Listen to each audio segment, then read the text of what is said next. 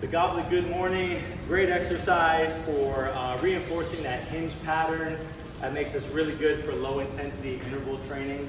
It's really good also to develop awareness of the hinge and lower back relationship. So we're really learning how to get the hips involved and take a little bit of heat out of that lower back. So typically we're gonna do this one with the kettlebell, and we're gonna go bottoms up, grabbing on the horn like this.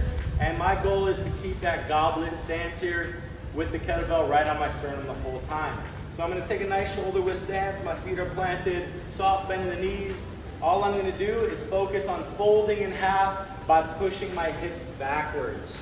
The kettlebell should never be traveling forward in space. It should always be staying in the same line up and down. That's really going to ensure that I'm using my hips to hinge and I'm not using my lower back to reach forward. You're going to know right away when you do that incorrectly. You're going to feel in your lower back and over in your calves and nothing in the hamstrings. So we want to make sure when we're watching this that we're watching that kettlebell and it's traveling just up and down in space instead of forward and backwards.